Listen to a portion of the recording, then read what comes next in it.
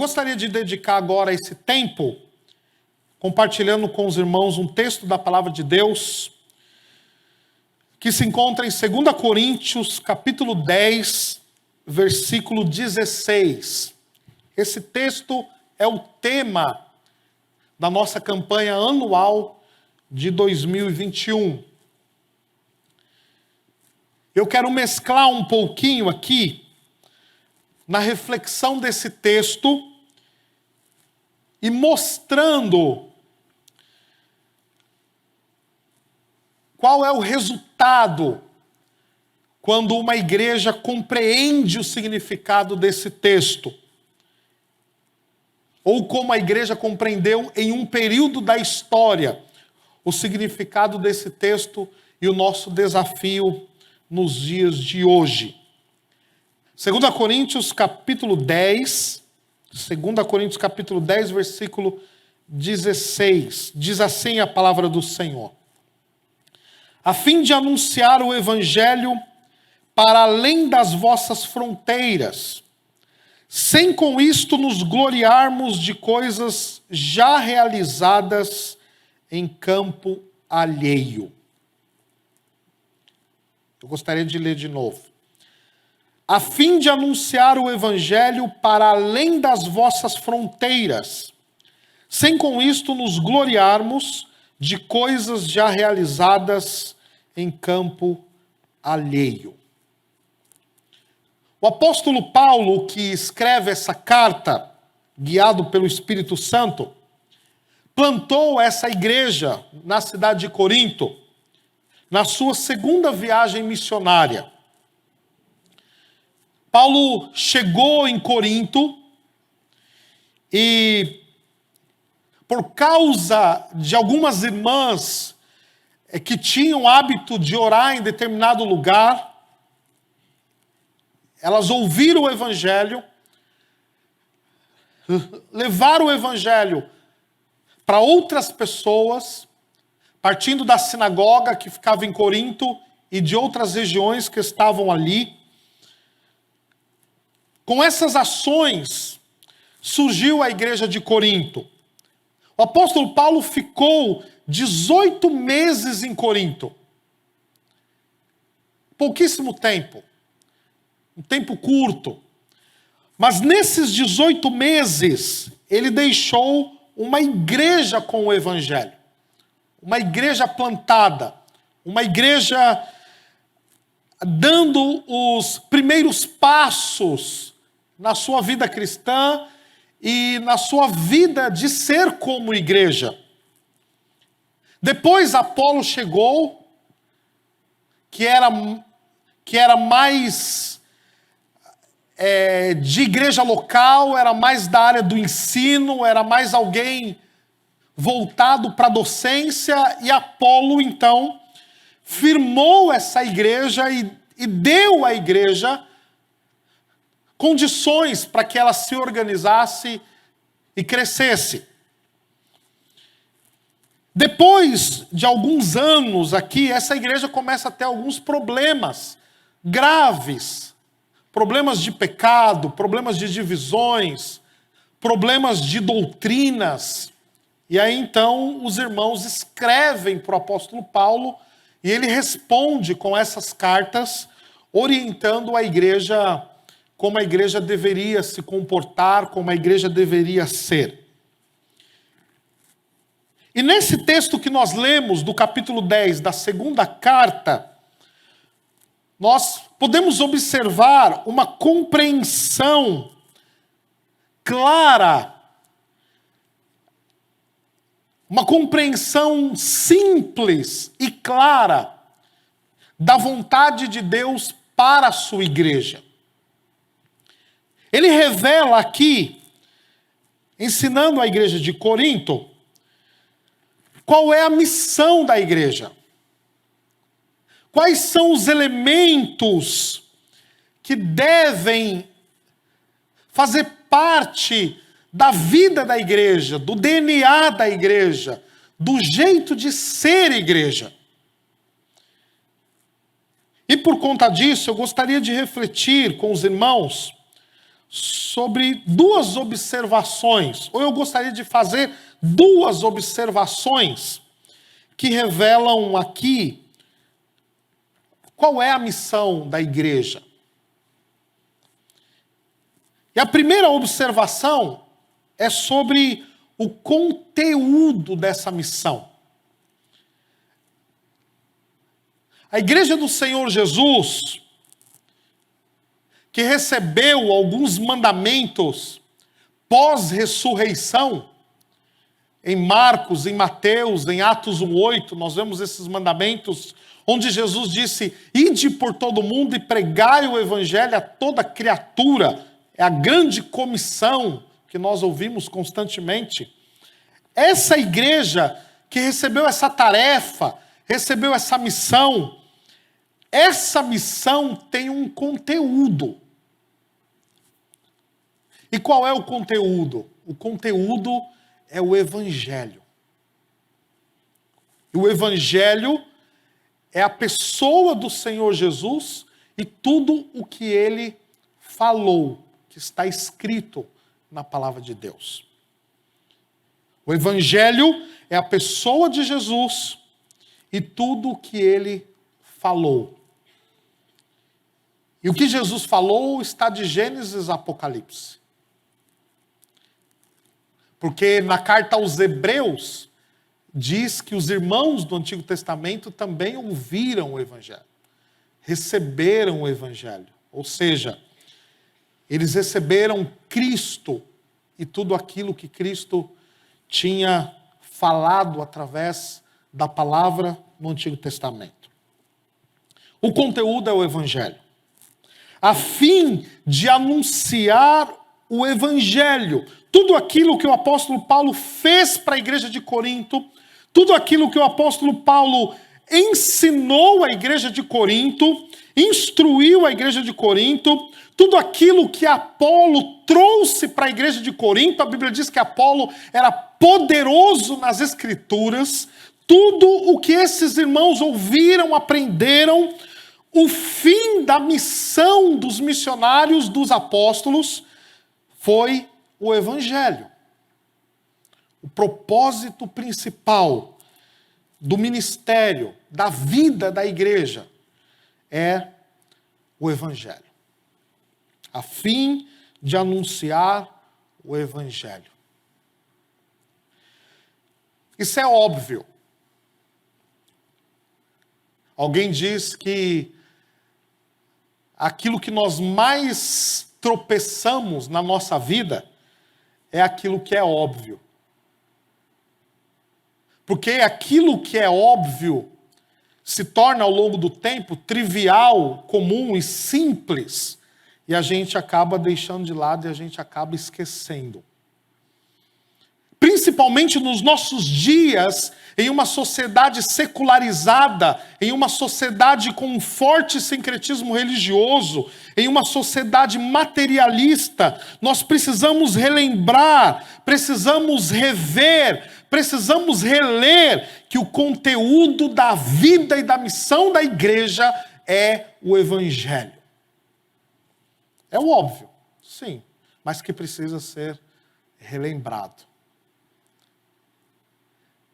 Eu analisei um projeto recentemente de um candidato à missão cristã evangélica, e nesse projeto não tinha evangelho.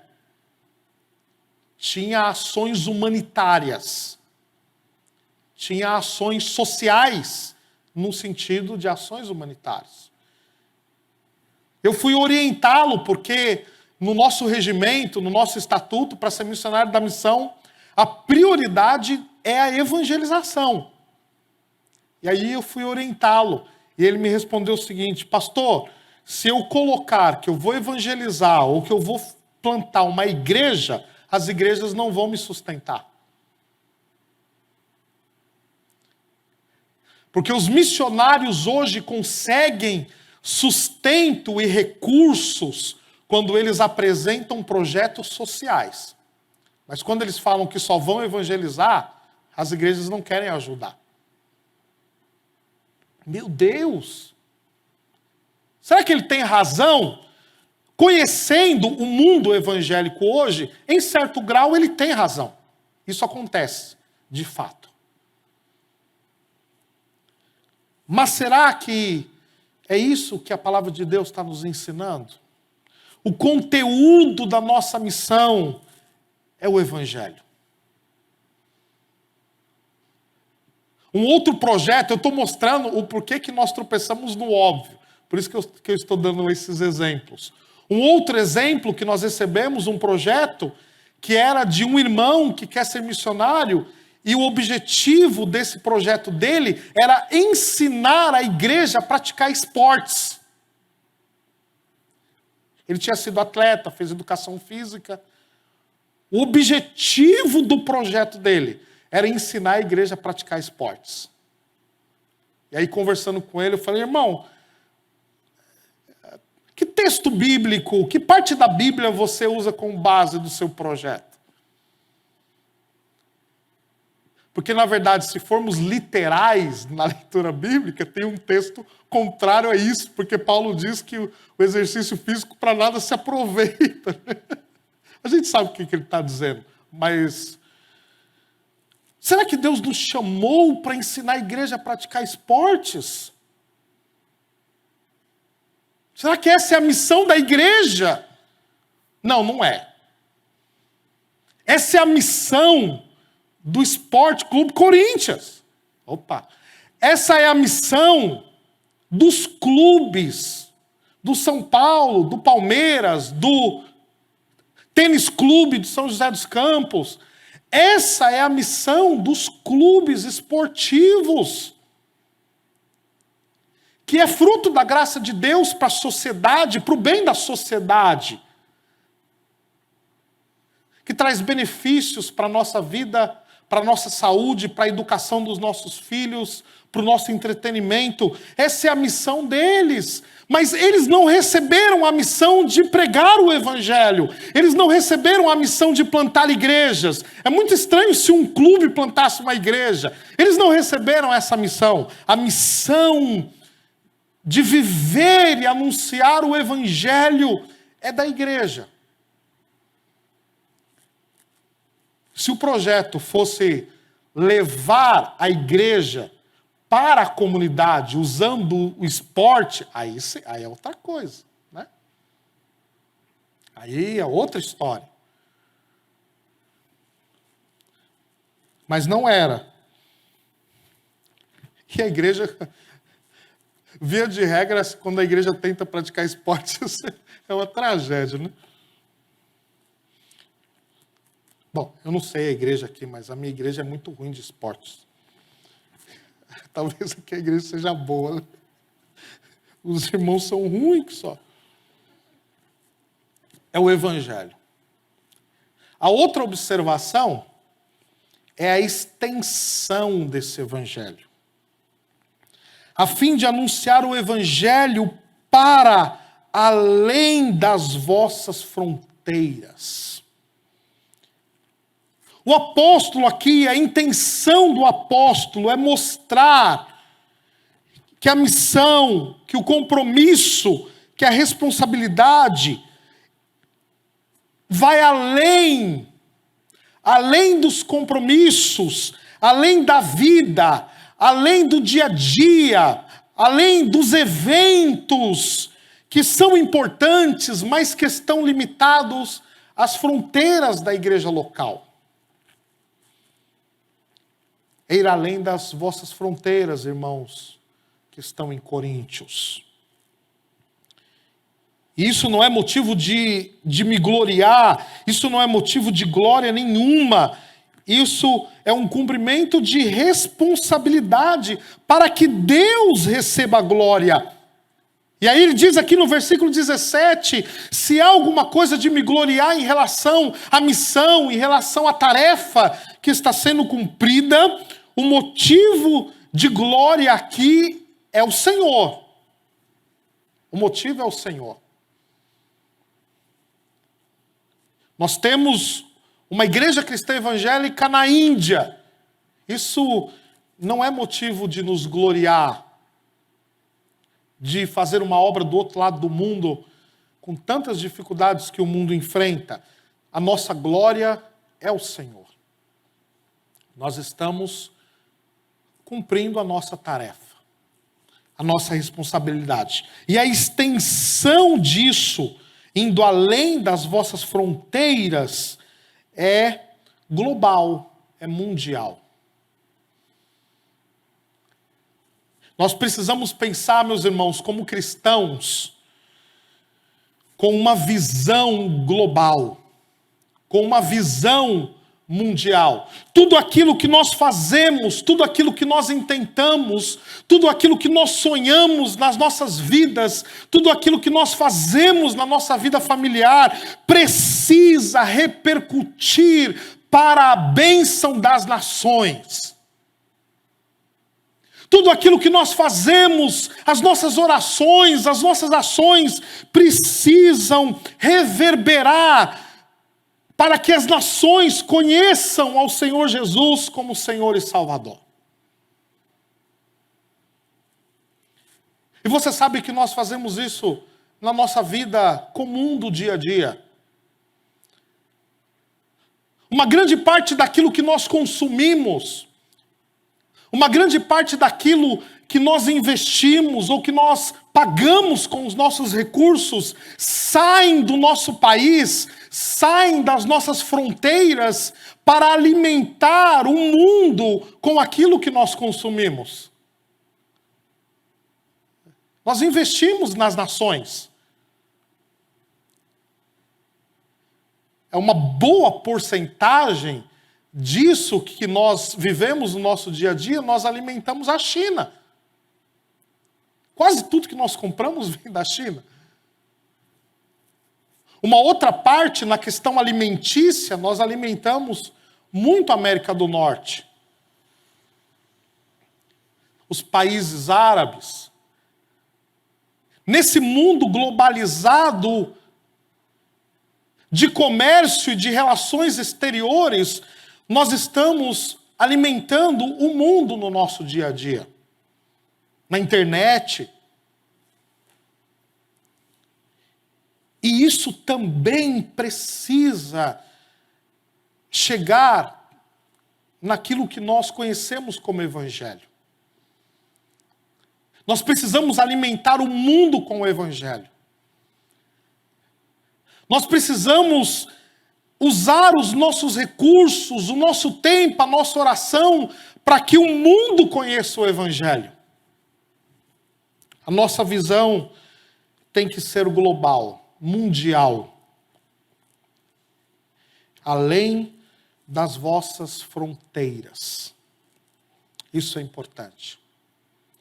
Então, o conteúdo da nossa missão é o Evangelho. A extensão da nossa missão é o mundo inteiro. Para que Jesus Cristo seja conhecido entre todas as nações. Essa é a missão da nossa vida, meus irmãos. Porque quando nós chegarmos na eternidade, quando nós nos encontrarmos com o Senhor naquele dia glorioso, nós vamos nos reunir com irmãos de todas as línguas, de todos os povos e de todas as nações. O pastor compartilhava aqui no começo, nós vamos ver outras pessoas, né? Eu acho que vai ser muito legal irmãos dessa igreja, membros dessa igreja, se encontrarem com a Elizabeth Hanken e com o reverendo Bryce Hanken. E agradecer, muito obrigado por ter levado o evangelho para São José dos Campos e ter plantado a minha igreja lá. Vieram lá da Inglaterra. Passaram pela Argentina e chegaram ao Brasil. Chegaram em São Paulo e de São Paulo chegaram em São José dos Campos e hoje nós temos essa igreja maravilhosa. Olha só. Eles pensaram além das fronteiras. Eu gostaria de mostrar um pouquinho aqui sobre o contexto histórico e global disso que o texto está dizendo, que precisamos ir além das fronteiras. Algumas informações aqui são tiradas dessas fontes, livros e o site Joshua Project, que é um site bem atualizado de pesquisa daquilo que está acontecendo no mundo. E, meus irmãos, entre os anos de 1627 a 1640, cerca de 15 mil puritanos ingleses chegaram na América do Norte, ali na região de Massachusetts, no norte dos Estados Unidos. Quando esses irmãos chegaram, eles chegaram com dois propósitos muito claros. Um foi de fugir da Inglaterra. A Inglaterra passava por uma grande perseguição contra os protestantes, contra os evangélicos, então eles tinham que fugir da Inglaterra, eles foram aconselhados a isso também, e eles chegaram na América. Quando eles chegam ali na América, na colônia, na Bay Colony, eles criam um selo, que é esse selo aqui, o selo de Massachusetts. Nesse selo tem um índio, provavelmente um índio de pele vermelha, e desse índio sai um versículo bíblico, que é o versículo de Atos 16, 9, que diz: passa a Macedônia e ajuda-nos. O que esse selo está querendo dizer? É muito significativo isso. Que quando eles chegam na nova terra, quando eles chegam para colonizar a América, olha só, é no comecinho da colonização. Eles começam a enviar muitas pessoas em 1627. E aí chegam cerca de 15 mil puritanos lá. O objetivo que eles têm, além de fugir, é de que Jesus Cristo precisa ser conhecido entre os povos indígenas, entre os povos pagãos. Isso motivou muito um despertamento missionário. E aí então nós temos dois missionários extremamente importantes. Um deles é o John Eliot, que nesse período aqui, lá pela década de 30, mais ou menos, de 1600, ele começa a evangelizar os indígenas e ele alcança 20 aldeias indígenas com o evangelho do Senhor Jesus. E planta uma igreja lá em Burberry, perto de Boston. Depois, um outro missionário importante é o Jonathan Edwards. Jonathan Edwards foi o maior filósofo e teólogo da história dos Estados Unidos. Ninguém conseguiu superar ele ainda. Jonathan Edwards pastoreou uma igreja congregacional 23 anos. E ele foi mandado embora da igreja, ele foi demitido por causa de uma controvérsia sobre a ceia do Senhor. E quando ele foi demitido da igreja, ele recebeu um convite para ser diretor no seminário de Princeton. E daí, então, com esse convite, que convite maravilhoso, já pensou? Ser diretor já de uma instituição que já era importante. E aí ele declina desse convite e decide ser missionário entre os índios de pele vermelha na cidade de Stockbridge. E ele, então, planta uma igreja indígena entre os indígenas de pele vermelha. Por quê? Porque desde o início, do comecinho da nação, o objetivo era que Jesus Cristo fosse o Senhor e fosse conhecido pelos povos que estavam na América. A ideia desses irmãos era que a igreja precisava ir além das fronteiras, para que Jesus fosse conhecido. O evangelho cresceu, se espalhou, já era forte na Europa, e no século XX, em todo o século XX praticamente, 70% da Europa era cristã. Uma presença muito grande do evangelho, muito forte do evangelho. 70% da Europa era cristã. E essa Europa que enviou esses puritanos e enviou os missionários para o mundo inteiro, inclusive que enviou os missionários que começaram a Igreja Cristã Evangélica do Brasil. A nossa missão, que começou a nossa denominação, a UESA, é uma missão inglesa, que hoje se chama Latinink. É a missão do reverendo John Barnett. Eles enviaram missionários para cá porque a força cristã maior estava na Europa, 70%.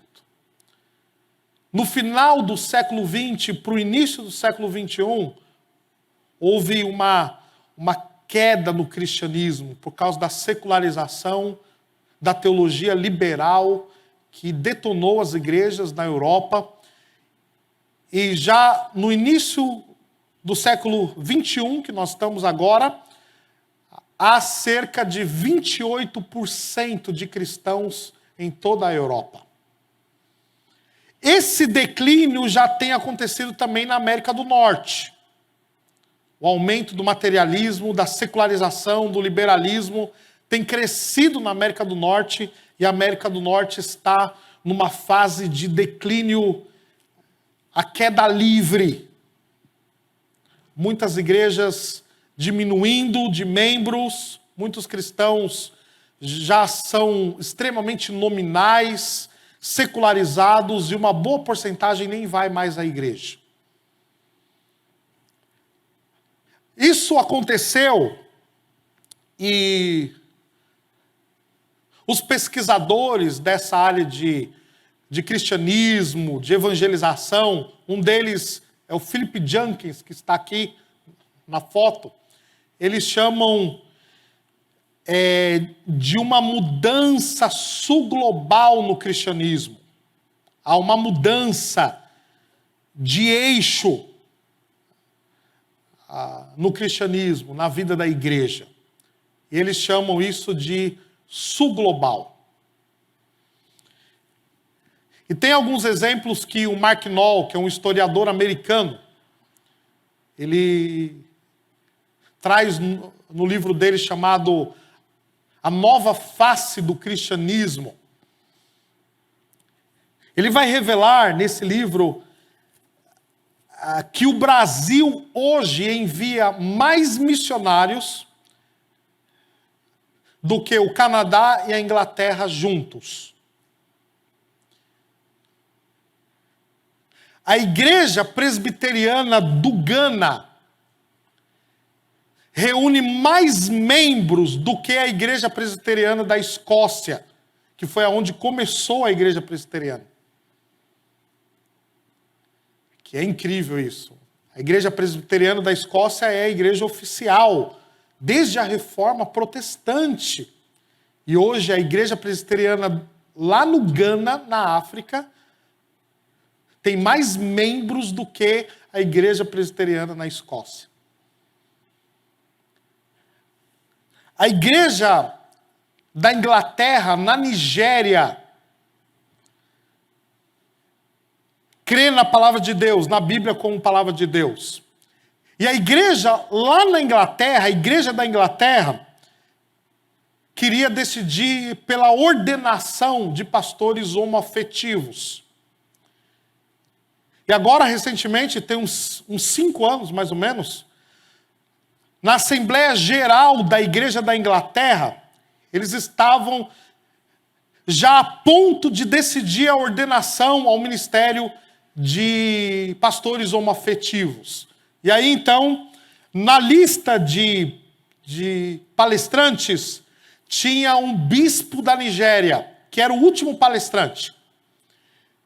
E esse bispo da Nigéria trouxe uma palestra bíblica, dizendo que, biblicamente, Deus condena essa prática, e por isso, o Deus que revelou a palavra dele, que começou a igreja, não permitia com que pessoas com essa decisão moral fossem ordenadas ao ministério.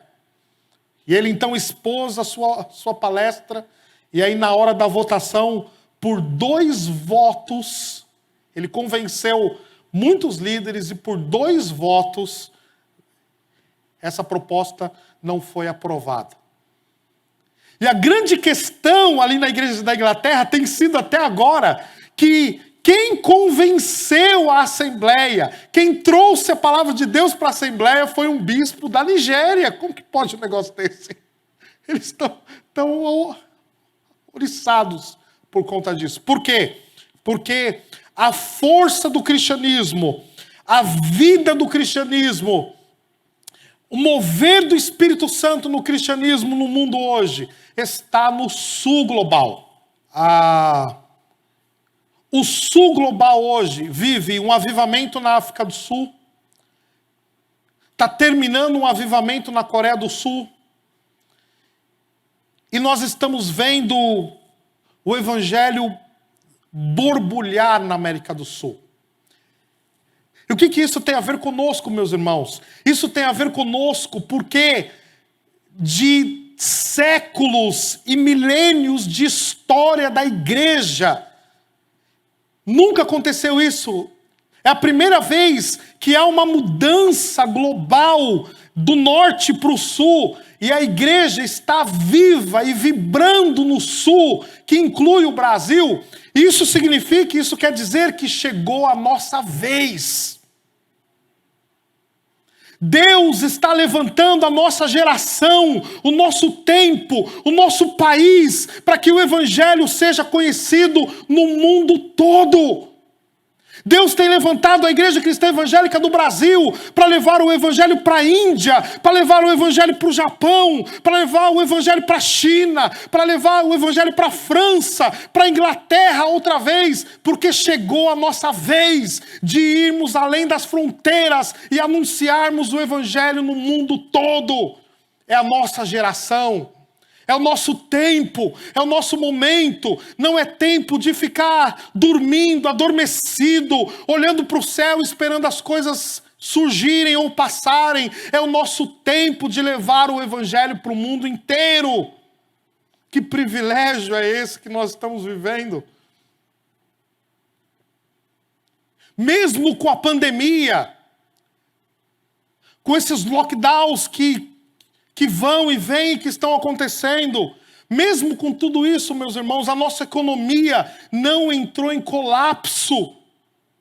Mesmo com tudo isso, a nossa economia continua vibrante, continua produzindo. Nós já temos 3 anos de venda de soja garantida por causa da produção de soja no nosso país. Deus está abençoando o nosso país. Deus está abençoando você. Deus está abençoando a mim. Deus está abençoando a nossa igreja. Não é para nos orgulhar, não é para que tenhamos prazer e orgulho disso. Deus está nos abençoando porque através de nós Ele quer fazer Jesus Cristo conhecido no mundo inteiro. É o nosso tempo, o sul global. Nós estamos nisso. Nós recebemos o evangelho da Inglaterra, agora nós temos que levar o evangelho para a Inglaterra. Mas como que pode? As libras esterlinas estão 7,30, 7,50. Quem diz que Deus liga para isso? O iene é uma moeda forte.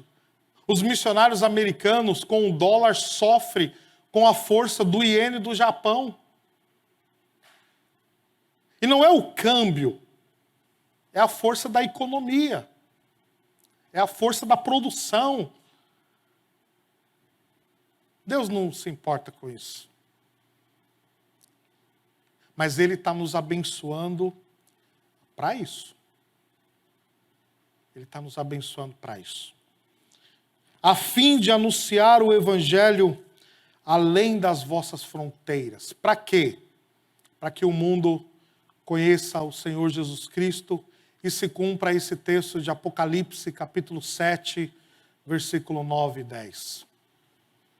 Pessoas que não podia se enumerar, de todas as nações, tribos, povos e línguas, em pé diante do trono e diante do Cordeiro, vestidos de vestiduras brancas, com palmas nas mãos, e clamavam em grande voz, dizendo: ao nosso Deus, que se assenta no trono, e ao Cordeiro pertence a salvação. Bendito seja Deus. Gostaria de concluir motivando os irmãos. Não para que comecem a ir além das fronteiras, porque a igreja já faz missões, mas para que continue e aumente o impulso e o desejo para que Jesus Cristo seja conhecido. Para que esse versículo se cumpra, e com certeza ele vai se cumprir, mas para que nós possamos participar desse resultado de que as pessoas foram salvas por causa do Evangelho que nós fizemos chegar até lá, para a glória do nosso Deus. Sejam uma igreja missionária de corpo e alma, de sonho, de desejo profundo no coração de que Jesus Cristo seja conhecido. Feche os olhos, vamos orar. Senhor nosso Deus, nosso Pai, muito obrigado por Tua palavra. Muito obrigado porque o Senhor nos instrui, nos mostrando o que é o Evangelho. E que o desejo do Senhor é que esse Evangelho saia das nossas fronteiras para outros povos, para outras culturas, para outras comunidades próximas de nós, para que o nosso Senhor Jesus seja conhecido e glorificado como o único e suficiente Salvador.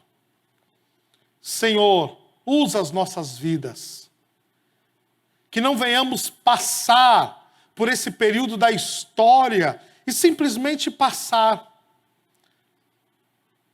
mas que possamos fazer a diferença e sermos conhecidos na eternidade como aqueles que cumpriram a tarefa deixada pelo Senhor Jesus. Que haja glória ao Teu nome, por aquilo que fizemos com as nossas mãos e levamos com os nossos pés. Para a glória e louvor do Teu nome. Assim oramos em nome do Senhor Jesus. Amém. Que Deus os abençoe, meus irmãos.